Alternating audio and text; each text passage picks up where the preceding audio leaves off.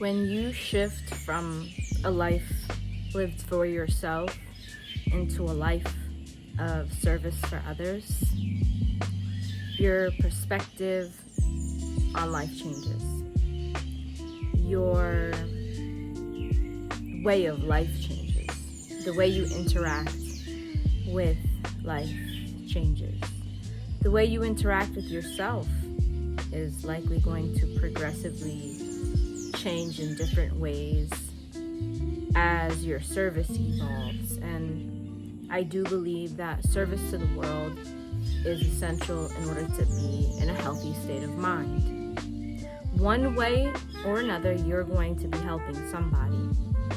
Am I right?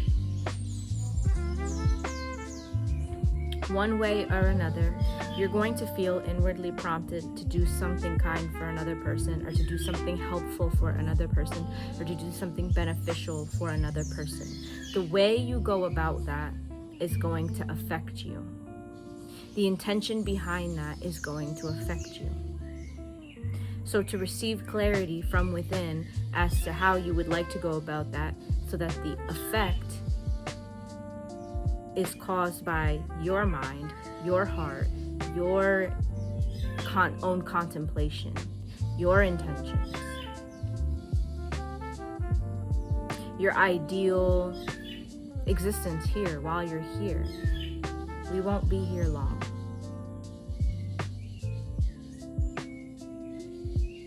And you can do things without realizing that you're doing them. I think this is one of the most interesting things, is that whether you're doing something intentionally or unintentionally, as far as providing service for another being goes, you could be intentionally or unintentionally causing harm without your awareness. Whether your intention is to consciously help somebody or not, you could be causing harm. And this is something that I find very fascinating, and it keeps me in a state of interest as opposed to a state of worry. I think being interested in things in the world around you is a great way to combat being in that state of worry. And worrying about others and allowing our service to be from that place of worry for others, not even for our own well-being, as a means to fulfill that need for the sake of your sanity. It's a bit of a disharmonious frequency to operate in. But I do see how it could be learned behavior, right? Our parents often worried about us, worried over things that don't matter. I see it all the time as I've interacted with different families over the years, where something could matter to one person so deeply. You truly believe in what you think matters so much, what you're so worried about. But it just takes a different person to understand that there is nothing worth worrying about. But you believe that with conviction, that it is worth worrying about. But another person will just watch you and wholeheartedly side with the child, where the child is not worried. The grown adult that's witnessing the dynamic is not worried. Maybe it's because I'm young and I've had my relationship with my mother where I saw her worry about a lot of things, and I just couldn't agree less. That I'm able to detect it. You realize over time, of course, how your parents are right sometimes. And a lot of the things that they teach us is not for no reason. Although it trains us to be in a particular frequency in respect to giving and receiving, and therefore being able to live a healthy existence. We're not here to operate exactly how our parents did. There's a wonderful poem by Khalil Gibran, I don't know. Wonderful poem in the book called The Prophet, It's On Children. That's what it's called, On Children. I'll put it as the link today. If you guys didn't know, every week I put links in my videos that may be of service to you on your journey. I suggest you click those links. I used to put a whole list of links, but I'm no longer doing that because I have other links available that are in alignment with the services that I have to offer. So yeah, check out that poem, On Children. We're not here to live our parents' legacy or their lives. And if you're a parent watching this, it would probably be really good for your mental health for you to start integrating that awareness. And if it's hard for you to agree with that, or impossible for you to agree with that at this time, that's okay too. You can continue to allow your mind to plague you. That's fine. I'm here for you.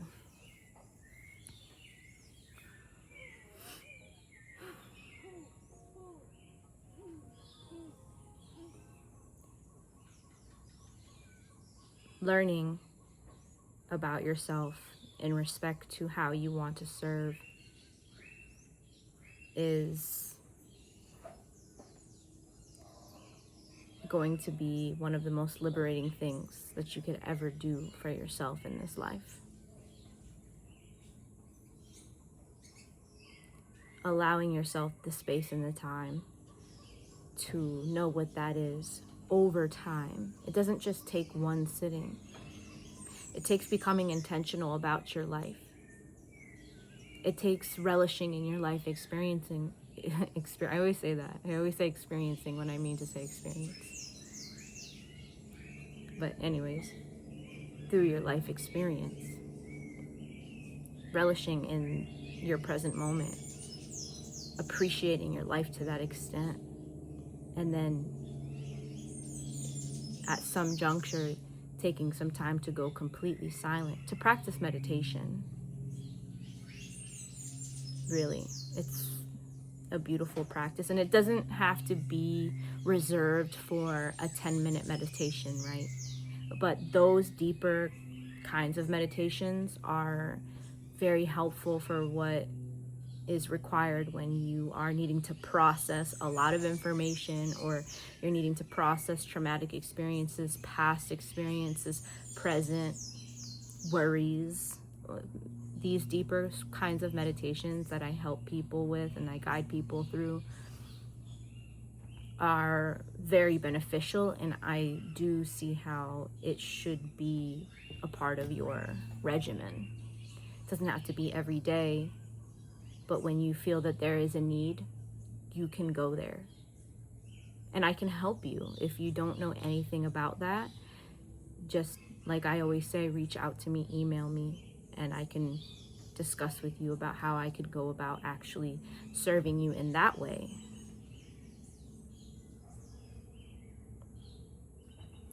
Something that I practice in one of my deeper meditations, I've been wanting to share this with you guys because it's kind of funny, where you enter into a state of, we'll say 0 point field. It's a state of almost as if you've never been born. So I take really deep breaths until my whole body is relaxed. And then I imagine as if I have never been born.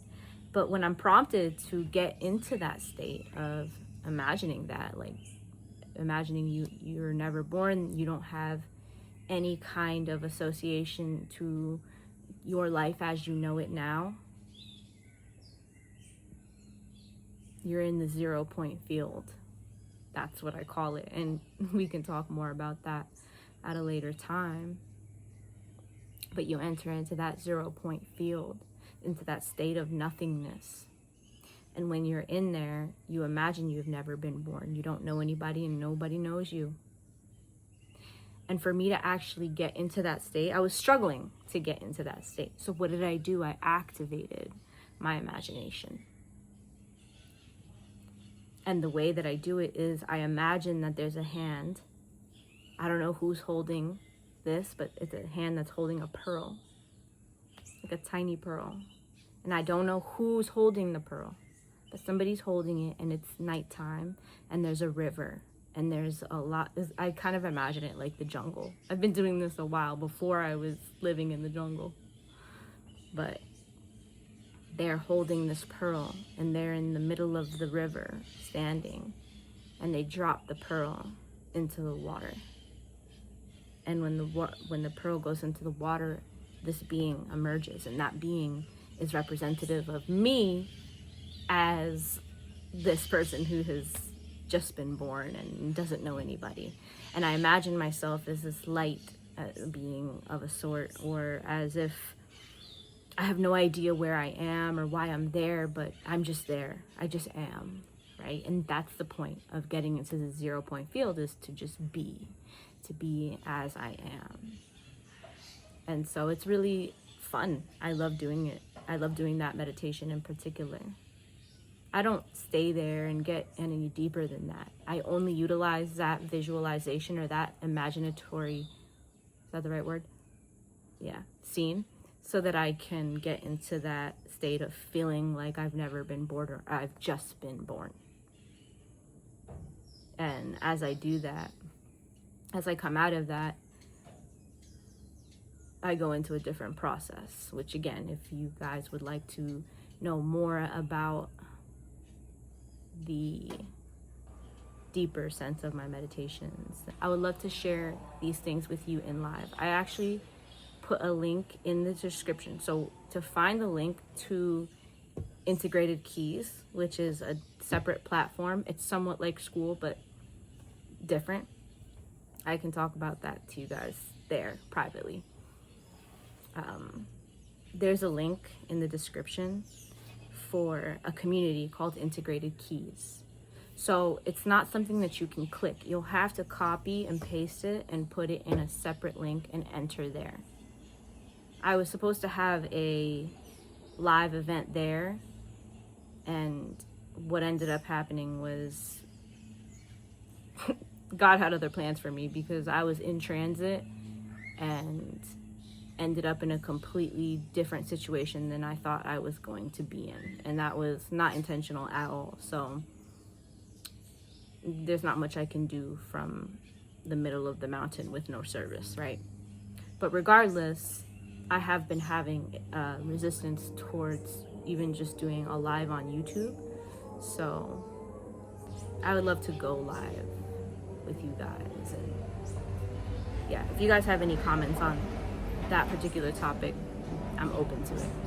So utilizing this imaginatory scene is what is allowing me to get into that 0 point field, into that state of being, right? Or inducing that intentionally. And from there, you can utilize your imagination and your feeling states to sense into what that looks like for you. What it looks like for you to be of service. And to not be a victim of all the things that you know have hurt you in the past, or you fear will hurt you in the future. That is through relationships, through your tendencies to give, to overgive, to overshare, to withhold. There is so many negative consequences to not having clarity from within.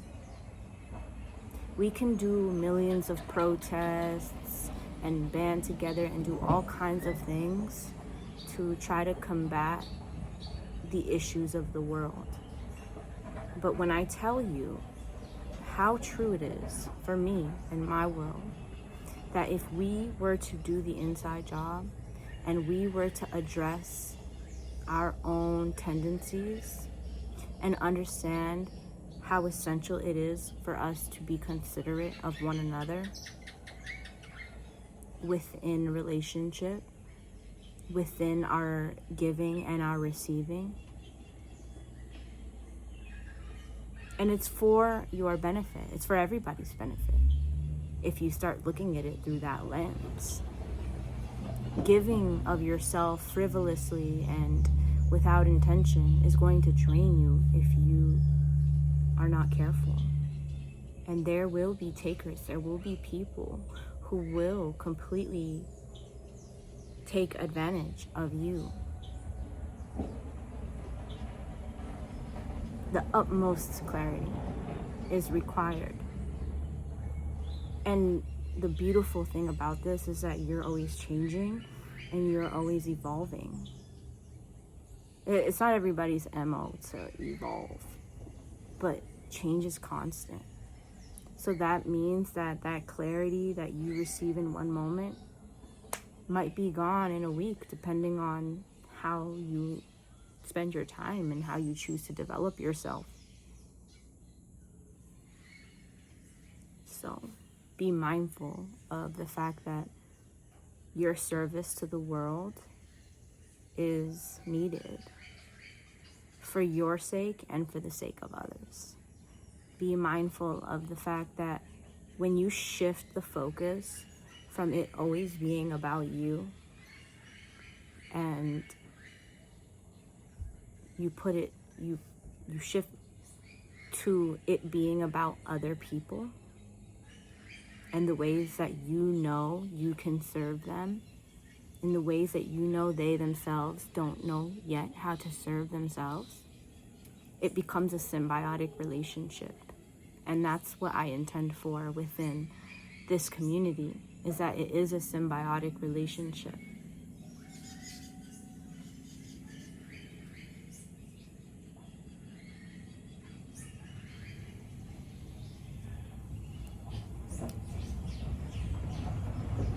I'm gonna go make myself some food now because I am hungry.